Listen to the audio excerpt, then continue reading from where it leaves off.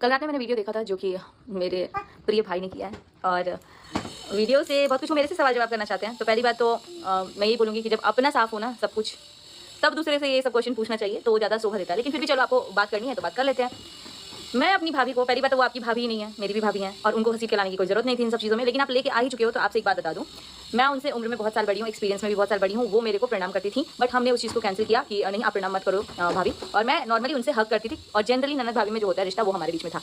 But क्योंकि वो चीज़ें थोड़ा कंट्रोवर्शियल हो रही थी कि क्यों नहीं करती हैं, तो मैंने प्रणाम करना शुरू कर दिया कि चलो कोई बात नहीं है, प्रणाम करने से मैं वैसे ही उम्र मतलब उस चीज़ में औहदे में उनसे छोटी हूँ तो छोटी ही रहूँगी कभी भी। तो मैंने उनसे किया प्रणाम। हालांकि उनको इस चीज़ से कंप्लेन हो या ना हो, लेकिन आपको इतने सालों से आपके अंदर थी, या फिर शायद आप शांत बैठे थे कि जब दीदी मेरे लिए कुछ बोलेगी तब मैं बोलूँगी। तो मौका का फायदा उठाना तो आपसे सीखे। खैर इस चीज़ से ये रियलाइज़ हो गया कोई कभी भी अपना नहीं होता है, क्योंकि अगर आपसे मैंने कभी भी कुछ भी बात किया होगा ना, आई फील रिग्रेट।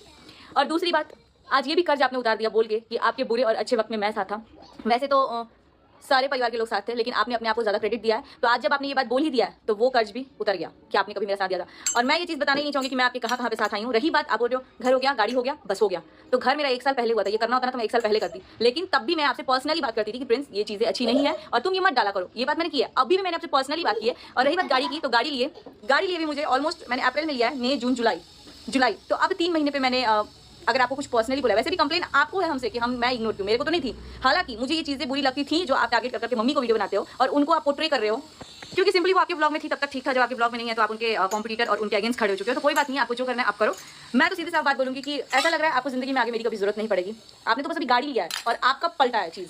आप गाड़ी लेकर के आपकी टोन, आपके विचार, आपके हर चीज़ आपके बदल रहे हैं। मेरा बदलना होता तो 3 महीने पहले ये वीडियो गया होता ना कि आज गया होता या अभी गया होता। और जो आप ये हंस रहे हो ना कि आपके घर गाड़ी में मैं साथ था, तो क्योंकि आप घर पे थे, आप पेरेंट्स के अंडर थे, तो मेरे माँ बाप अपने बच्चों को ही बोलेंगे कि हाँ तुम करो। तो आपने वो किया। मुझे इस चीज़ का था कि हाँ प्रिंस मेरे हर चीज़ में मेरे साथ रहा है, लेकिन आज आपने वो कर्ज उतार दिया ये बोल के, ये हंस के नहीं, हंस के कि मैं था, चलो काम निकल गया, काम खत्म। ये आपका डायलॉग था। और ये चीज़ अब आप हमेशा ध्यान रखिएगा कि आपके किस काम में मैं आई हूँ और मेरे किस काम में आप आए थे।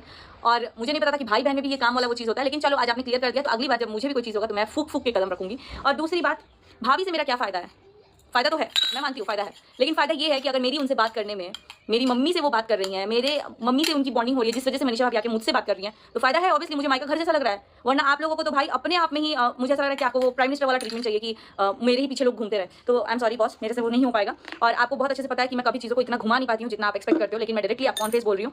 फ़ायदा ये है कि जब मैं कभी घर जाऊँगी या जब मैं जाती हूँ या जब मैं गई हूँ, वो मुझे अच्छे से ट्रीट की हैं। आज तक के रिकॉर्ड में जब भी जितने दिन भी मैं गई हूँ, मेरे से बात की हैं तो मैं बात की हूँ, नहीं बात की हैं तो ऐसे हम लोग बवाल नहीं किए हैं। और दूसरी बात कि मेरे बच्चों को हमेशा, चाहे डिस्पाइट ऑफ कितनी भी कोई चीज़ें हों, वो हमेशा अटेंशन दी हैं और वो चीज़ें मुझे अच्छी लगती है। भले मेरे को एक बार कोई इग्नोर कर दे। चाची जी, सगाई की मिठाई। हाँ बेटा, अरे तेरे बाल धागे जैसे पतले कैसे हो गए?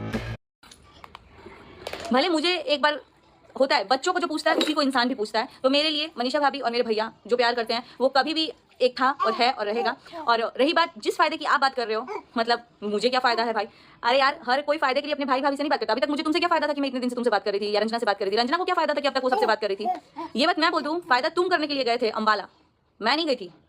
और तुम बहुत गलत खेल रहे हो कि मेरे को तुम सोच रहे हो। और पता है मैं ये सब चीज़ों में पढ़ना नहीं सकती थी, लेकिन अब मैं भी चुप नहीं रहूंगी। जब तुम बोलोगे, तुमको बोलना है जो वो बोलते जाओ, क्योंकि सब चीज़ जब भी वीडियोस आए हैं, पहले मैं रंजना को फ़ोन की हूँ, बात क्लियर की हूँ और तब मैंने वीडियो पब्लिश किया है। आपके गाड़ी लेने से या देने से मैं ही वो इंसान थी जो अपने हस्बैंड को बोल रही थी कि आज मेरा भाई गाड़ी ले रहा है और मुझे इतना मतलब वो फील हो रहा है कि यार मेरा भाई अपने कमाई से ले रहा है। और आप पोर्ट्रे कर रहे हो कि आपका काम निकल गया, गाड़ी हो गई, घर हो गई। अरे यार, उस सिचुएशन का तो फायदा मत उठाओ कि मैं प्रेग्नेंट थी, वरना लाइफ में मैं हमेशा अकेली आई गई हूँ, मुझे किसी की भी जरूरत नहीं पड़ी। और ये मैं ऑन कैमरा ऑन फेस बोल रही हूँ। लोग ये भी जानते हैं कि मैं एक बच्चे को लेकर भी ट्रैवल की हूँ, एक नहीं 2 बच्चे को अकेले लेकर ट्रैवल की हूँ। तो इसमें मैं हंसने नहीं जा रही हूँ। लेकिन आपने मेरे प्रेगनेंसी में, आप मेरे गृह प्रवेश के टाइम पे, गृह प्रवेश नहीं, मेरी रजिस्ट्री के टाइम आए थे, वो आप हंस दिए। तो अच्छा किया आप हंस दिए और आप ये कर्ज उतार दिए। अब मेरे लिए आप कुछ भी नहीं किए हो, ये बोल करके काम खत्म कर दिया आपने।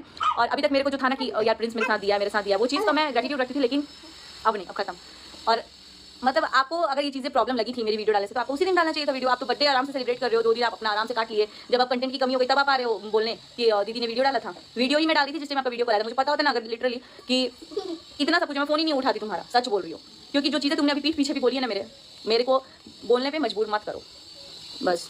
और रही बात साड़ी की, तो गाइज आज मैं पैक कर रही हूँ साड़ी। और जैसे आज लड़की पापा शायद मुझे आज टाइम से आ जाएंगे, तो वो मैं कोरियर करूँगी रंजना के नाम पे।